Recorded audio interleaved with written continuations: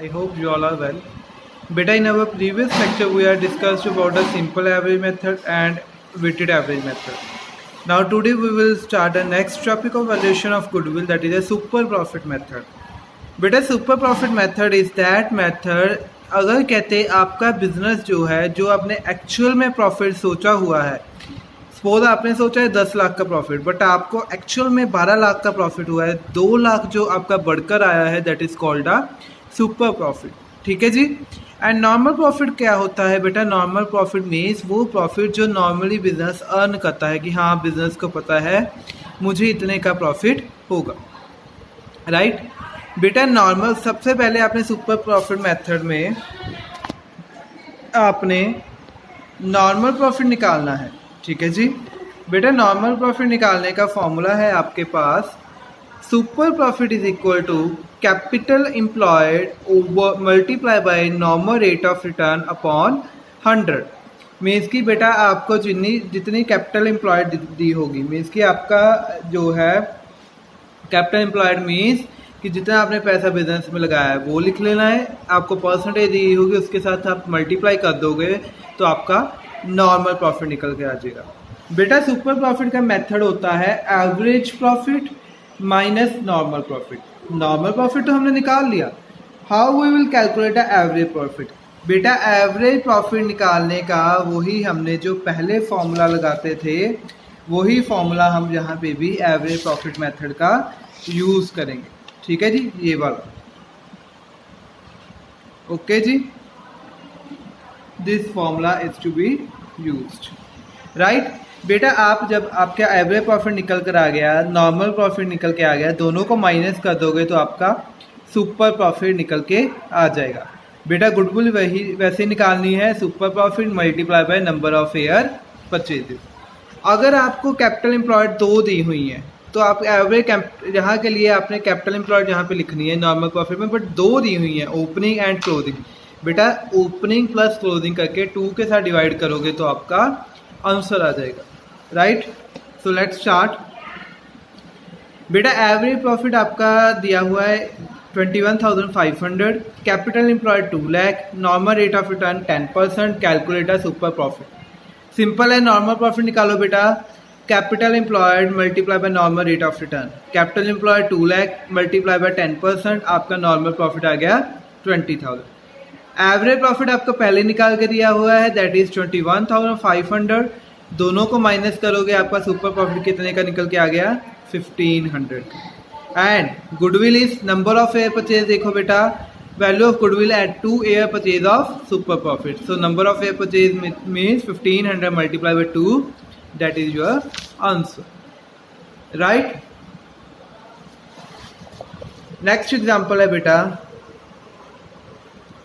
the average net profit expected of a firm in future are 1 lakh per year and capital invested in the business is rupees 5 lakh. The rate of return interest expected from capital invested is 10%. The remuneration मतलब salary of the partner is estimated to be 15,000 for the year. You are required to find out the value of the goodwill. ठीक है बेटा. Average profit बेटा आपको निकाल के दिया हुआ है 1 लाख. नॉर्मल प्रॉफिट कैसे निकालोगे? Capital employed multiply by rate of return. ठीक है जी. बेटा, एवरेज प्रॉफिट मेरा आया है, नॉर्मल प्रॉफिट आ गया मेरा 5 लाख का 10% दैट इज 50,000. बेटा, एक्सपेक्टेड प्रॉफिट, एक्सपेक्टेड मतलब एवरेज प्रॉफिट कैसे निकलेगा?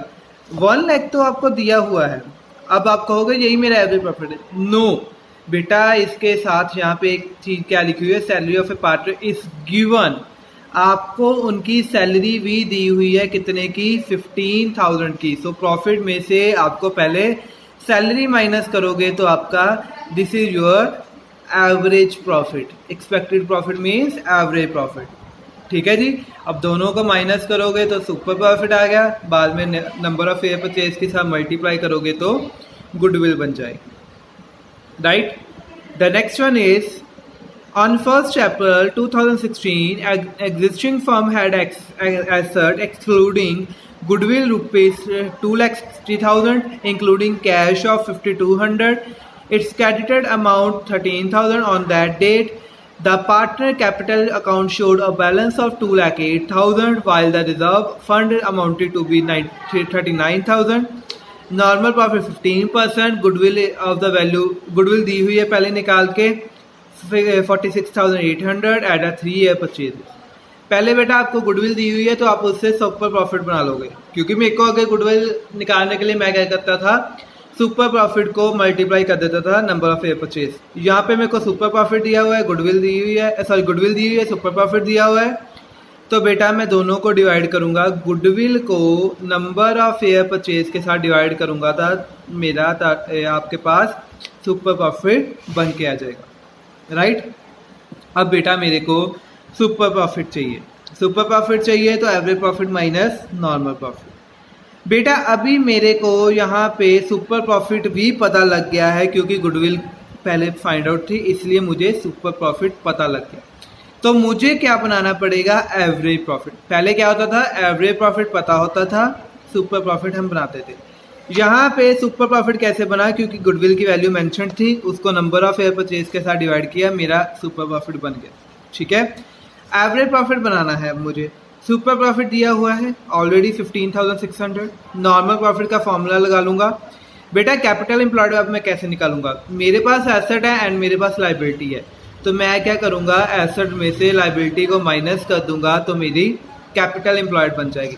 बेटा मेरी एसेट है 2,60,000 के, इसमें कैश भी पहले इंक्लूड है, इसलिए लिखा हुआ है ना इंक्लूडिंग कैश 5,200, इसका मतलब कैश पहले ही इंक्लूड है, दोबारा से नहीं करना।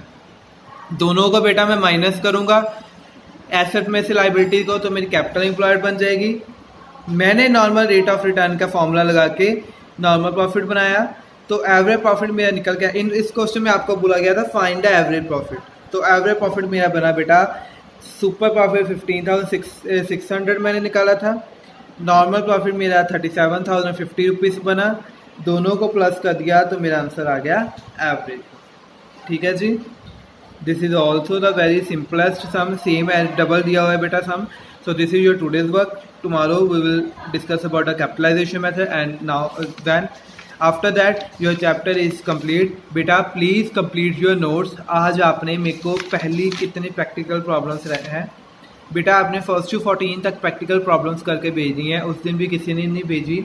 जिस समय प्रॉब्लम होगी तो पूछ लेना, बट भेजना आपका काम है, आज आपका काम मुझे आना चाहिए। Otherwise your punishment is that आपकी बेटा पूरे वीक की एब्सेंट लगेगी जिसने आज काम ना भेजा। Thank you.